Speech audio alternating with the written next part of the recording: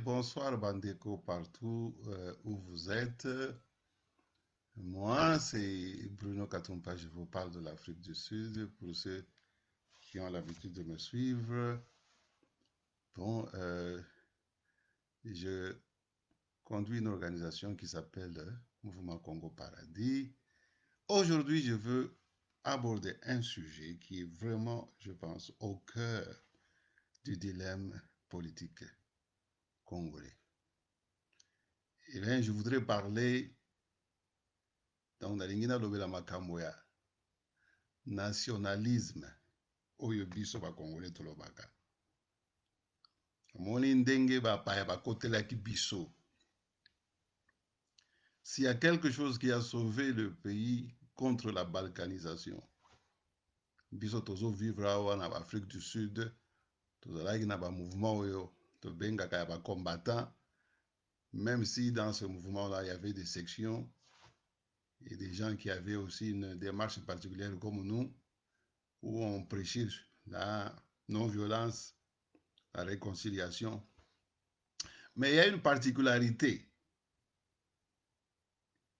qui s'est exprimée d'une manière unanime dans les Congolais. C'est l'attachement inconditionnel à l'unité du Congo. Et souvent, dans nos analyses, écoutez, si le Congo aujourd'hui, il n'a pas été balkanisé, malgré toutes ces infiltrations, ces crimes, ces rébellions continuelles depuis 1997, avec l'entrée de AFDL, si le Congo n'a pas été balkanisé, eh bien, c'est à cause de ce sentiment d'attachement très fort que les Congolais ont eu pour leur nation. C'est-à-dire, malgré leur appartenance tribale, malgré leur appartenance régionale, il y avait une unanimité parmi les Congolais. En tout cas, c'est ce que nous vivions dans la diaspora. Et particulièrement en Afrique du Sud, où j'évolue et contribué beaucoup à cette lutte des combattants. En tout cas, c'est un sentiment, je peux dire qu'il y avait une dimension un peu, je n'aurais pas d'hésitation pour le dire, et ça a une dimension spirituelle. Donc cet attachement, quelque part, avait créé un lien qui a fait que Dieu nous a épargnés du pire. C'était comme une prière, un vœu unanime de tous les Congolais qui ne veulent pas être divisés. Eh bien, moi je crois que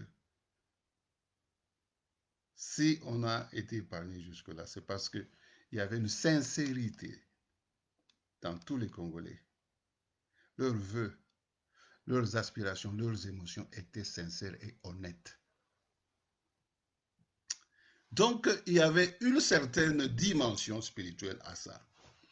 Mais seulement, comme nous parlons de dimension spirituelle dans cette lutte qui a caractérisé, n'est-ce pas, les Congolais, surtout ceux qui vivaient dans la diaspora, je voulais me permettre un peu aujourd'hui d'aller en profondeur.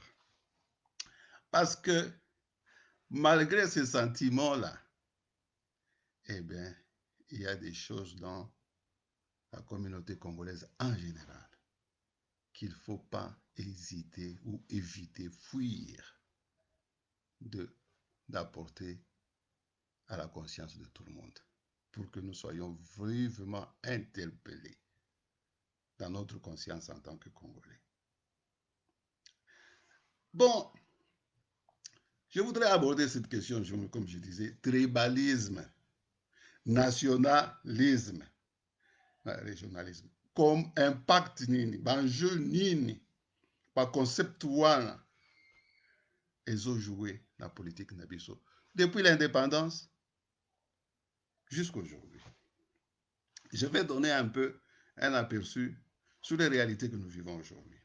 Eh bien, les gens ont dit, nous avons constaté qu'il y a eu l'entrée de AFDL depuis 1997-98 avec Kabila. Kabila est entré avec FDL et puis il est parti des morts. Il y a eu FCD qui s'est formé.